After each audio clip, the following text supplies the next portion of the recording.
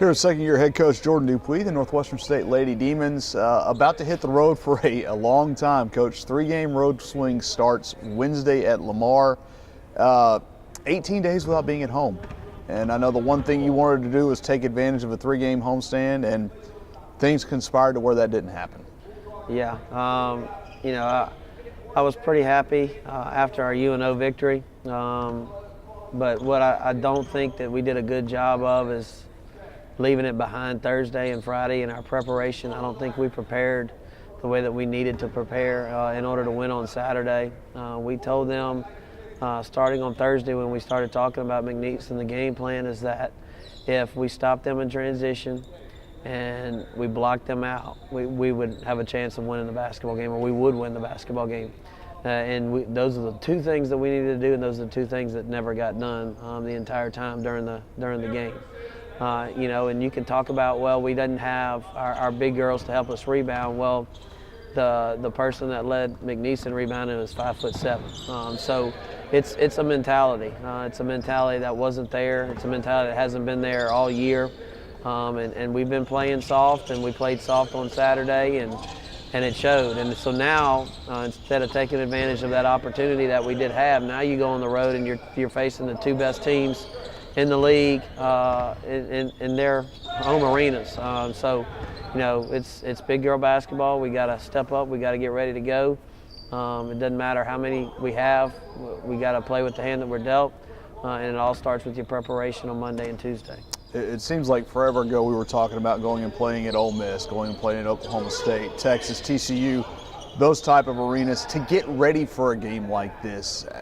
It's been a while since you played in those places, but when you look at playing at Lamar and playing at SFA, what can you draw from those earlier games this season? I just think playing a bigger conference at their place, being able to do some decent things. I think playing Texas, holding them to 68 points was something that I felt was good. Our first quarter at Ole Miss was good. The first 8 minutes and the last 10 minutes at Oklahoma State were good. So you can draw bits and pieces from all those different areas, but in all honesty, those seem like a whole other season ago too, to where really they're probably not even going to come up. But what you have to do is you got to understand that you've played at great places, you've played in front of big crowds, so nothing should affect you when you go on the road to Beaumont, when you go to Nacogdoches, and so hopefully we can draw from those experiences, play with confidence, and make something happen. Confidence is going to be key in a game you saw. You mentioned it on your radio show this morning, but for 3 quarters last year at Lamar, a team that hasn't changed a whole lot, you hung with them, shot for shot, punch for punch, if you will. And like you said, the fourth quarter kind of got away from you. It looks like a very similar situation in terms of who you're playing this year. It is. The thing is, we're not the same team, unfortunately. I don't have those 2 go-to scorers that we had down there last year. I don't have consistent scoring from anybody this year, and so I don't know where we're going to be able to score the basketball. The thing is, we did a great job of limiting possessions down there, slowing the game down, played a lot of our matchup zone, which we haven't played a bunch this year, and just basically slowed the game down, was down 3 going into the fourth quarter, and then they cranked their pressure up. We've got to figure out a way to handle their pressure and score the ball consistently. And those are 2 things that we haven't done consistently all year, but we've got to find a way to be tough enough to be able to do that this week, otherwise it could be a long week. If you do those 2 things, then you never know what can happen. And all you ask your team to do is give yourself a chance in the fourth quarter on the road. 4 out of the past 5 games, you've had 9 available players. It sounds like, from what you said this morning, you could be down to 8 for this week. And some teams can look at that and draw strength from that. How do you get them to understand it's us against the world and no one expects a whole lot? We can use that as fuel. Well, I tell them all the time, the other team never cares how you feel, what you've got going on. And so we can't be all in our own feelings about our situation. We have to understand that if it is that we're down to 8, then that's the 8 that we have to prepare with and the 8 that we have to try and win with. And, with any great triumph comes adversity. And so, if you pull out a win on Wednesday, with 8 players, it's just going to make the game an even bigger feat for us and a better reward for us. So we just got to understand that. It all goes back to preparation. And if you put in the time, the effort, you implement the game plan, then Wednesday could possibly take care of itself. But you can't start worrying about Wednesday and not fix Monday and not worry about Tuesday. Gabby Bell, and you see this, I'm sure, for a lot of first-year starters, has had some really good moments. She's had some really tough moments. She's going to face maybe her biggest challenge individually Wednesday when she faces Chastity Bars. How do you get her mentally ready for this game? It's all in your preparation. You have to prepare the right way in order to be confident on Wednesday. You can't just expect to show up on Wednesday when you haven't put in the work and think that you're going to play without any doubt. And that's what we've emphasized. It doesn't matter who you're playing. We've emphasized that for every single game. Yes, she's one of the best defensive players possibly in the country. Their team forces almost 28 turnovers a game.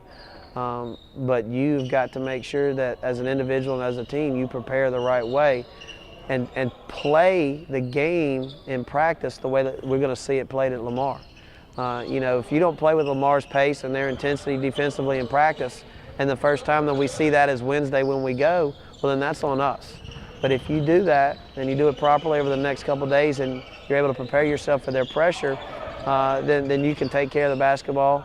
You can make the extra pass. You can do the things that can keep you in a ball game like that on the road. You'll turn around and play Stephen F. Austin, and for probably 34 or 35 minutes, the first matchup, it was not going very well. I think that's when you unveiled the run and jump. You guys went to that a little bit more and really turned that around. Obviously, it's been a month ago since that game happened. Any chance there's some momentum when they see the SFA across the chest you can bring from that? I can try. The thing is, we only had 36 points in the first 36 minutes, I think. And again, it's the ability to score the basketball. I think defensively, we've done a lot of good things this year to keep teams down, but we've got to figure out ways to score. And that's where the frustrating part of all this has been, when you hold like a McNeese to 60 points, which most of that at the end came from fouls, and you had no chance to win because you can't score more than 44. Even in our win against UNO, we've scored 52 points. So again, where am I going to find baskets? I don't really know, but that's where the frustration lies right now. And just, we can't rely on being able to just execute in the half court. We have to create turnovers and get out on our break some. Then there's the fine line of how much are you trying to run because you're limited numbers wise. So, it's just we got to piece it together. We got to figure it out. We got to keep grinding, and that's what our coaches are doing, and hopefully that's what our players are going to do. Rivalry game Saturday, probably be a little extra juice, I would imagine, no matter the situation. Yeah, you would think. I don't know if our players realize the mystique around this rivalry yet. Still being young, still being inexperienced, but. You look at the game that we had here last year. It was an unbelievable experience, most fun game that I've had since I've been here. So there's got to be a little of that comes into play. But again, it goes back to what you're doing in between those games to get yourself ready.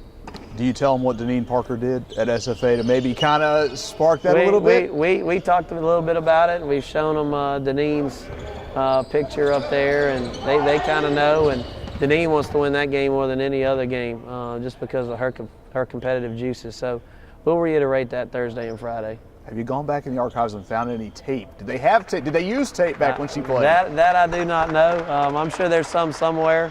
But Deneen's told a few stories, and they've heard a few stories. Thanks, Coach. Thank you.